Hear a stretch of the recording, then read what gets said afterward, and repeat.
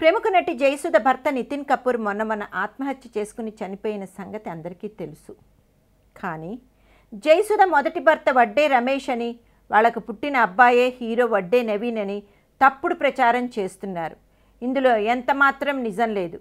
వికీపీడియాలోనూ జయసుధ మొదటి భర్త వడ్డే రమేష్ అని రాసి ఉండటం చాలా తప్పైన విషయం. జయసుధ మొదటి భర్త పేరు శ్రీనివాసరావు. అతని స్వస్థలం విజయవాడ. చిన్న చిన్న చిత్రాలు డిస్ట్రిబ్యూట్ చేస్తుండేవాడు. జయసుధ అంటే పిచ్చి ఇష్టం.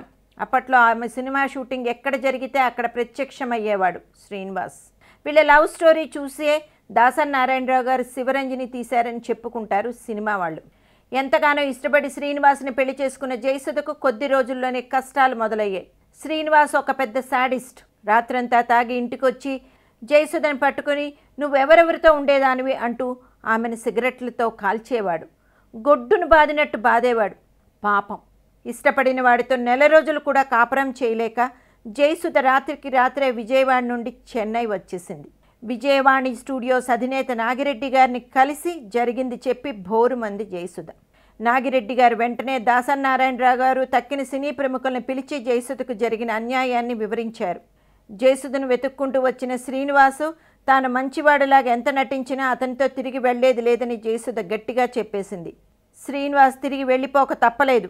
అలా మొదటి భర్త శ్రీనివాస్ ద్వారా చిత్రహింసలకు గురైన జయసుధ కొన్ని రోజులు విజయవాణి స్టూడియోలోనే ఉండి మనసు కుదిపడ్డాక మళ్ళీ చిత్రాల్లో నటించడం మొదలుపెట్టింది. తర్వాత కొన్నాళ్లకు ఒక సినిమా షూటింగ్లో నితిన్ కపూర్తో పరిచయం ఏర్పడటం, అది ప్రేమగా మారడం, ఆ ప్రేమ పెళ్లి వరకు దారి తీయడం జరిగింది. అంతేకాని వడ్డే రమేష్ ఒక నిర్మాత. దాసరి నారాయణరావు దర్శకత్వం చేసిన కొన్ని చిత్రాలలో జయసుధ నటించింది. ఆ చిత్రాలను వడ్డే రమేష్ నిర్మించారు అంతే. ఆయనకు జయసుధకు ఏం సంబంధం లేదు. వడ్డే నవీన్ జయసుధ కొడుకు అనడం పచ్చి అబద్ధం.